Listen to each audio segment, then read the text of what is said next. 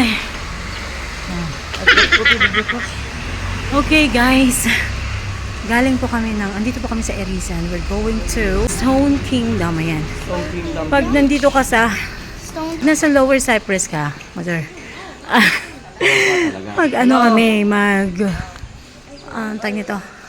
Magta-taxi po kami. Ayan. So galing po kami doon sa baba. Hintay po kami ngayon ng taxi. Igorot to Stone Kingdom. Let's go.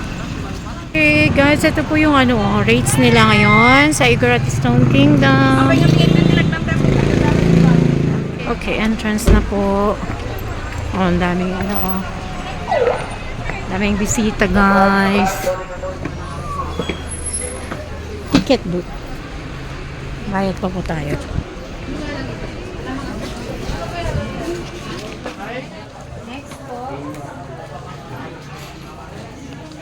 Ayan, dito sa pinagbibilhan ng ticket, as you can see, marami rin sila mga binibenta dyan. At syempre, ako naman, yan, nakabili tuloy ako ng Waway. Waway hat ba yan? And sa labas naman, may makikita na kayong ibang mga binibenta. At may mga food din naman kung gusto yung kumain. Yan, bago kayo pumasok sa pinakaloob talaga is may mga kainan dyan. Pwede mga snacks natin. Burger o yan? Pwede kayo merienda po dyan. Meron din silang na-offer na lunch. Ito mga burger. Ayan, as you can see. And this time, pumipili po kami. Ang napili po namin ay ang corn dog. Yan. So, corn dog po kami pumunta. Yun po yung in-order namin. Pero this time, kailangan namin, alam niyo na, maghintay ng ilang minuto para lang matapos ang pagkakaluto ng corn dog. Diba?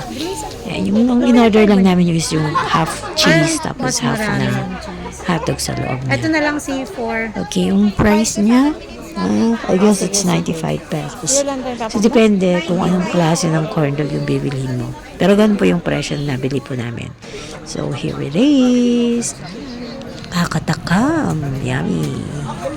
Right after that, pumasok na po kami. Binigay na ang ticket. Siyempre, nalagyan kanila ng stamp. And eto na po. Pagpasok namin, bumungad po yung napakaganda mga stones. At siyempre sa loob, pwede kang picture pala. Sa horse, yan, sa dog. Ayan. And then pwede kang mag-rent ng traditional outfit. Mga 50 pesos po yata, pwede yung gamitin sa loob pagpasok ninyo. Ayan, nagbago pa. Start tayo.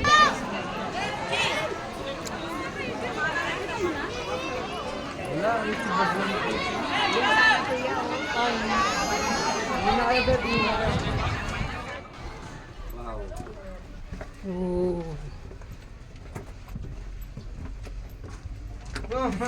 Bakit? Ay, kalansoy, love. Ay, pabalik lang din. Oh, it's okay. Yan. Pumasok po kami dito sa... Ano tawag dito, EJ? Gold mine. Gold mine? Igorot gold mine. Oh, diba? Guys, oh. Para siyang tunnel. Para ma-enjoy mo, dapat handa ka sa malayong lakaran kasi napakataas po niyan. Pero may mga areas din naman po kung gusto yung magmerienda. Merong pwesto po dyan na pwede kang magmerienda. So may pepper area dito, pwede kang mag-hep. Yun lang, good luck kung may mag-hurry sa'yo. Kaya subukan ko sana pero wag na lang. Marami ring mga areas dyan na pwede kang magpa-picture.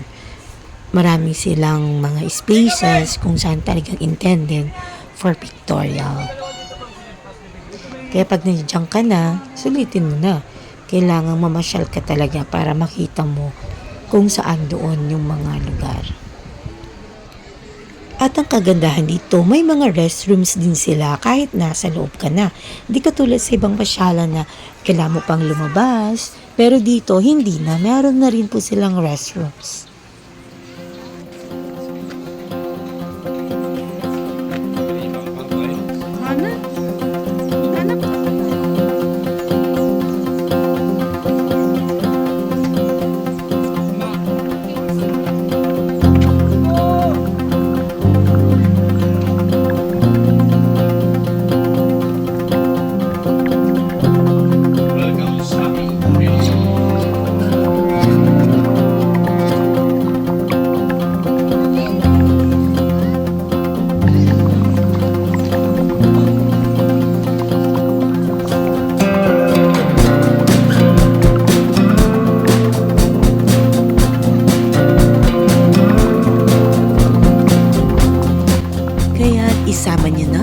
Siguro Stone Kingdom kapag kayo magkagawi ng Baguio.